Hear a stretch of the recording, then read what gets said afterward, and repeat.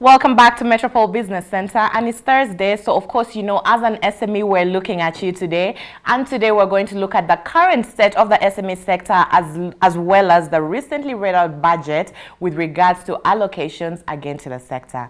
And I have the most appropriate person to talk to us about this, and he's none other than Sammy Karanja, the CEO of the MSME Alliance of Kenya. Welcome to the show, Sammy. Thank you for having me. It's always such an absolute pleasure having you here, because who is better placed to speak about this sector than you? Thank you. Brilliant. Now, just to get into it, I mean, we're well into the third wave of the pandemic. A lot happened with, you know, last year, SMEs were grounded. They started to pick up. We went into a second wave. It's really been a roller coaster, if you're to ask me. But now that, I mean, things seem to be slowly going back to normal, if I'm not mistaken. So from where you're seated, what would you say the SME sector in the country looks like right now? SME sector is one of the most resilient sectors that I ever know, because you can imagine the COVID-19, and before the COVID-19, you know, we had issues with taxation with the government, and business was not very good. So you can imagine how business was 2017 to 2019. Then COVID comes. So it was, as you have rightfully said, it's a roller coaster. It has been a roller coaster. But having said that, there's a way SMEs have their own ecosystem, which they're able to maintain and manage their own businesses, because the resilience of SMEs is unprecedented, especially in Kenya. And I'm very proud to be sitting where I'm sitting, to see to it that we make sure that we revamp and we resuscitate this sector. But basically, we have issues with the government concerning the policies. The government, we find that they are not very serious with the SMEs. And I usually say, and I think I said it here, that many times the government uses SMEs maybe to gain mileage, but the actuals on the ground, they are not able to implement the policies which they have already put in place. And some of also those policies they have put in place are also very punitive. They are not incentives. You know, where we are sitting right now, we have to cushion small, medium entrepreneurs and make sure that they are able to survive, you know, even post-COVID. So we are looking to see how we can be able to resuscitate, even if it's not with the government, but also making sure that you have other partners with and within the country and also out of the country, because SMEs, they are the movers of the economy. And if we are not able to take care of them, then I don't think we have hope for growing the economy. Yes. And Sammy, I think you've really done a very good job in like saying it as it is, in terms of, I mean, the government, that looks like there's so much going on out there, but it's not really trickling down to the grassroots. But I feel like out of everything you've said, the best thing you've said is the SME sector is really resilient. So at least we can take some hope in that. Now, just to carry on with the conversation, last week we had the budget read out. There was so much anticipation to this budget, of course, because of everything that's happened, the economy. There's just a lot that had happened. In fact, it has been referred to as a relief budget. Before we even go into how much was put to the SME sector, what are your overall thoughts? I know you went through it. So what would you say about the 3.6 trillion budget that was read out last week? Well, we had a discussion yesterday with one of the corporate chiefs, and we are looking at a 3.6 trillion budget. But we are anticipating to collect 1.8 trillion. So we don't have the money yet. So it's like we are budgeting for waiting for people to pay taxes so that you can be able to foot the bill. Then we have a deficit of about 900 billion. So when you look at that, we think, and from where I sit, I think this budget was not well thought through. Number two, there's no strategy of execution of the budget. And I think the government just wanted to pass. They just wanted to read the budget to pass that time. You know, in every year, every financial year, they have to do that. So I think they felt it's time for us to do that, and we are going to do that anyhowly. And they used their muscles to make sure that it passes Parliament. But basically, when you're looking at there are so many questions which are there in terms of, because the previous budget must inform this budget. In terms of what have we achieved with the previous budget. It's like having a business with no strategy. And where are you going to get this deficit? Where are you going to get this money? And you could hear the CS saying that they are praying. They are praying to see how they are going to get people on board to even put in money. But having said that, I think this country is being run a guesswork, maybe an auto mode. I don't know how they are doing that. But when you look at SMEs, there's nothing like a resuscitation program. You remember when 2020 they had a pretty considerable budget because they had put in place measures to cushion small medium entrepreneurs, but they lifted all the privileges that they had given to SME to resuscitate that sector. So when you look at this budget, it's a budget that is, from where I sit, it's a guesswork budget. Whoa. Sammy, so candid, which almost makes me afraid to ask my next question, because you know how, like you've said, SMEs are really, really the engine of this economy. Yes. So with the budget, there were heavy promises, if you know what I mean. Yes. So I really would like to go into now the budget and what they're trying to say they're going to do for the SMEs. Perfect. So when it comes to the issue of access to credit, which is a very big issue in the SME sector, if you're to agree with me, right? We saw in the budget, the government has allocated an additional 2 billion shillings for the credit guarantee scheme, and that's already on top of the 10 billion that was allocated last year, right? This should be good news, Sammy. Ingrid, where did the 10 billion go? That's a question you have to ask ourselves. Because when you inject 10 billion in a sector, you should have the KPIs. What is the impact of the 10 billion and what informed the additional 2 billion? When you look at credit guarantee, a credit guarantee is a third-party guarantee. So you find that the government is stepping in to a small medium entrepreneur who is not able to pay. So they are coming as guarantors. So the same government that is broke is standing in for you as a credit guarantee. They are giving you a credit guarantee. They don't even know where to get the deficit of, the budget. And we have to be very candid from where we sit, because we represent SMEs and we have to express the reality on the ground. Many times when you look at that credit guarantee, number one, is very complicated. And I think we had a discussion in this station sometime, I think last week. We have to break it down to the simplest forms when you're talking about credit guarantee, and how the implementation of the same will be done by banks or other financial institutions.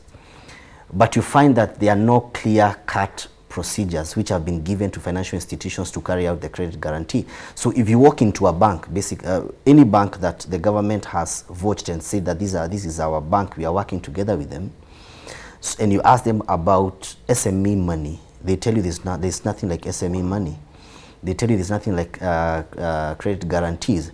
And I think the issue that we have is the definition of small medium entrepreneurs. You remember we had an issue with what the government defined as SME, and they had put a threshold. Any person who's going to access to this credit guarantee should employ about 100 people, should be able to have a turnover, I think, of over $1 million USD or something like that. Yeah. So you can imagine Mama Mboga, you can imagine even people who are basically making 100,000 shillings on a monthly basis, maybe 1.2 million shillings or annually. Right. So where are they at? What is the government's plan concerning those people? Because they are the movers of the economy. These are the people who work, and I usually say they are the people who empty the shelves of supermarkets. You don't see the big shots going to the supermarket now and then. Maybe they do their shopping maybe once per 6 months. But these are the people who live from hand to mouth. They work, they eat, and they live to work to eat. So these are the people whereby the shilling circulates. So when you simplify procedures, when you simplify things, and basically have indigenous ways of solving our own problems, because many times we try to compare ourselves with countries like Japan, Australia, and the US. An SME in the US, an SME in Canada, an SME in Australia is not an SME in Kenya. Right. We have to indigenize and redefine ourselves as small medium entrepreneurs. And once you redefine ourselves, then we can be able to have clear indigenous solutions towards SMEs. The other time, I talked even about we have to accept where we are at. And I said, if you go, and I know you have traveled in Kenya, go to Kenya and see any town in Kenya, there are kiosks. Right. And these are avenues of absorbing people, business people. What have we done about that? Making sure that we create opportunities for people even to pay taxes. So we have not increased the tax base. We are taxing the same people more, and yet we have an inflated, budget. And when you look at that scenario in a nutshell, we have very complicated procedures of even accessing to finances. The 10 billion shillings, we didn't feel it. So the additional 2 billion shillings, we don't know where it's going. Right. Yes. Wow. And you mentioned something that really caught my attention, where at the top of when you're answering this question, you said credit guarantee scheme literally supposed to buffer the enterprises which would ideally struggle if they got credit to pay. Yes. Now I want to also make reference to the recent CBK report that showed the non-performing loans in the country, a total of 204,802 of the almost 1 million micro, small and medium enterprise loans. Like basically the non-performing loans as a result of the SME sector have hit a record high. And this has been really pegged on subdued business environment because of the COVID-19 pandemic. I really, really would like to hear your thoughts on that. And maybe where even do the remedies lie with a situation that's almost looking grimmer and grimmer even as we go by. Like you said, every day we hear policies trying to address this, and yet we almost always end up in the same place, if not worse. How will you be able to restructure a loan when you're not in business? First and foremost, the government doesn't work. Government doesn't do business. It creates an environment to do business. So they must create that environment for us to do business. Then and that's where the government should come in the credit guarantee to buffer, as you have rightfully said, the SMEs, restructure these loans. Give us access to finances, because that is one of the biggest issues that we're having. Initially, what was happening is that we could be able to go to the banks, and I remember when we had the Kibaki era, loans were hawked in the streets. Today, for you to get a loan, even with the bank, is an uphill task, and the reason why it's an uphill task because there's a capping by CBK. That capping is 13%. Then the same government comes and borrows at a better rate, in terms of they are borrowing maybe at 16% based on what they are going to agree with the banking. And when you look at the government, it's borrowing money and the risks are low. So if you give Karanja or Ingrid money, risks are high of not paying. That's why you find we have all those defaulters. Why? There's no business. So the government, the bank is going to gravitate towards the government, because they are the best lenders. They are the best customers. So they lend to the government. So when you look at that, you find that the government is like a mother eating her children, and it's very unfortunate. So what we need to do with the government, and the remedies are these. There are policies which are there. Let the government create a conducive environment of doing business. Let there be policies which resuscitate this sector.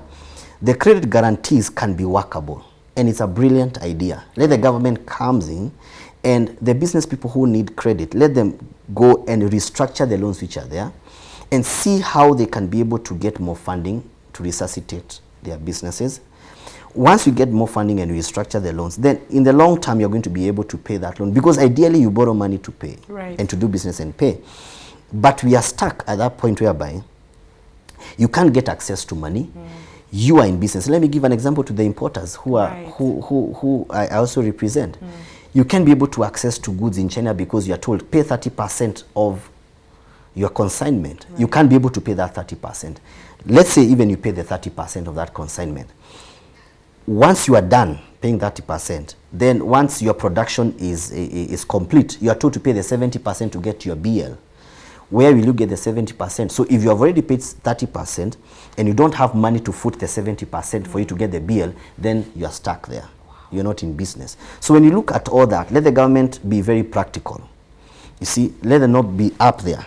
Come to the ground, know exactly what's happening, and we have solutions. That credit guarantee is a brilliant idea if it's executed in the right way. Yes. So now, Sammy, I mean, the problems of MSMEs are not even just limited to access to credit, right? Yes. So we saw a lot of other interventions. Yes. I mean, there was interventions that talk about in the manufacturing sector, but just to pick your mind, you know, usually you find a budget that where there's some hits and where there's some misses. Yes.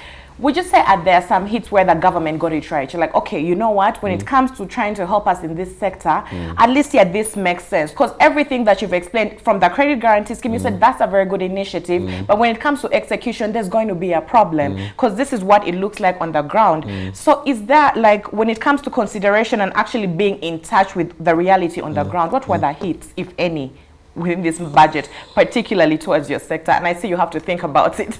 I don't think there is any. What? And the reason why I'm saying that is that you may have a very good policy, but implementation is nil. You see, implementation and strategy is everything. This budget lacks strategy. So when you say you're going to put money in this sector, you're going to offer credit guarantees, you're going to do this and this small medium entrepreneurs, you're going to they are going to access to, let's say, the special economic zones. Right. And I remember the government said that. Then what is execution?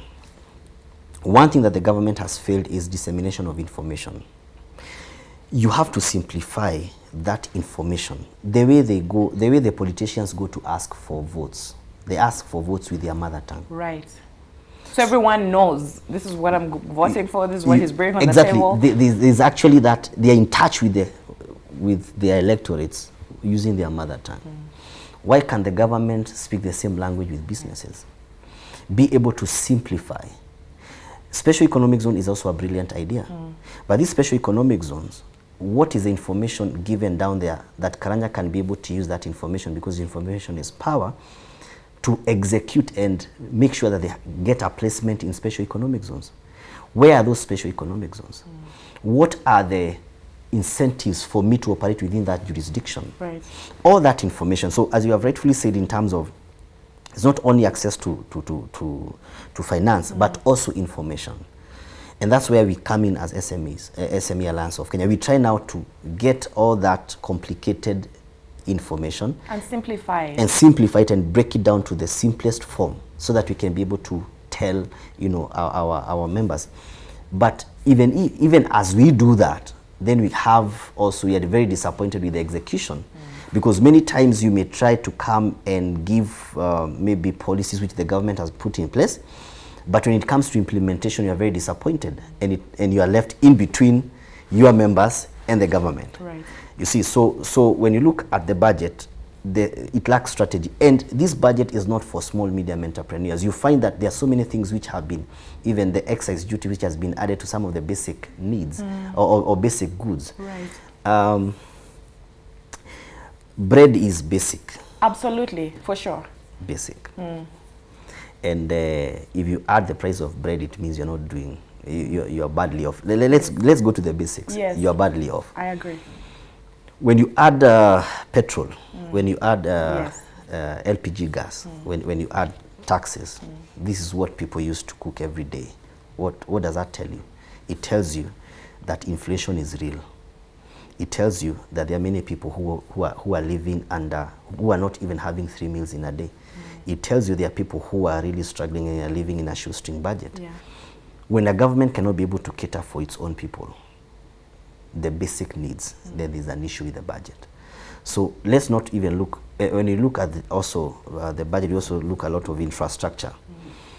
Ideally, when you're building roads, the mentality and the rationale behind that is basically you're going to absorb many people from that area, you know, to maybe mafundis or maybe people just to give their services and their skill towards such projects.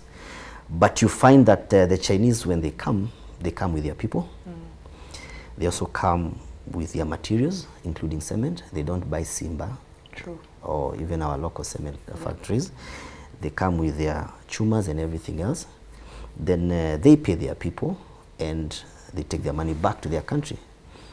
So we pay them, they take money there. So there's no circulation of the shilling. Absolutely. Because basically when you're, for example, constructing a road, you absorb the people who are locals, the young people who are not working.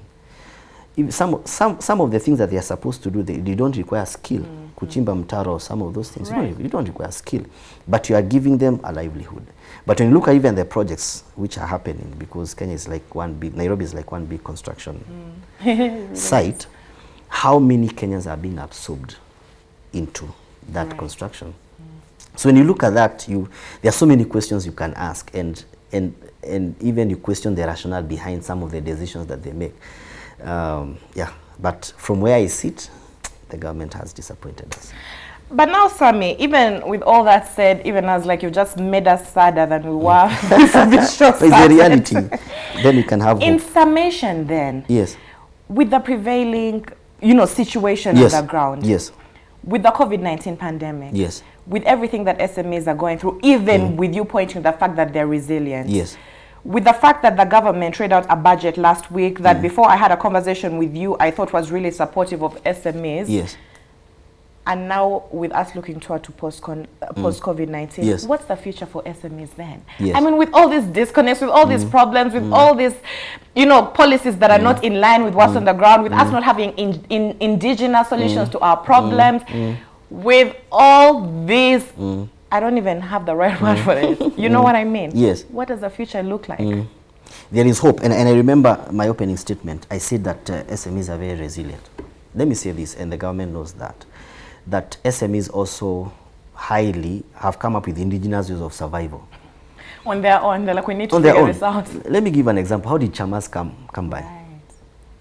Chamas came by when you couldn't access to finances, but you're getting a salary of maybe 50,000, 100,000, and maybe you get 10 of your girlfriends, and you say, okay, guys, we need to think beyond the salary, but the government can't give us, or the bank can't give us money. Why don't we save 10,000 shillings per person every day, or every month, sorry. Right. So if you are 10 and you are saving 10,000, that's 100K, then why can't we also open an account with a chama? No, not a chama, a SACCO. So a SACCO gives maybe 4 or 5 times, maybe 3 to 4 times, basically. So you're having 100K on a monthly basis. You multiply by 12 months, that's 1.2 million. Then you go to a chama, to a SACCO. And the SACCO gives you 3 times. That's 3.6 million. Then you decide to start a business. Right. 3.6 million. So you haven't gone through the hassle of the financial institution. No. You figured out a way on your own. Yeah. So 3.6 million you can even decide as a chama. So Ingrid wants to import things from Uganda and Dubai or wherever. She needs 300,000. She's going to pay at 30%. Then you get your 300,000 and you do that. So those are some of the indigenous ways and innovative ways that SMEs, thrive and survive. Now, look at even merry-go-rounds. It happens like that. You can't be able to achieve that vision alone. There's a lot of what we call pillow banking around SMEs, and I think the government should be able to see to it that every shilling goes through the system. Right, because there's a lot of unbanked. Just keeping your money, where you can't track it. Yeah, as much as, we are interrogating the budget. Right. But people are living. True. We are interrogating the budget the way it is, with the situation of the business. People are still doing businesses. So there's a lot of unbanked people, and they prefer to do pillow banking because even if I want to pay taxes, do I get value for what I'm paying for?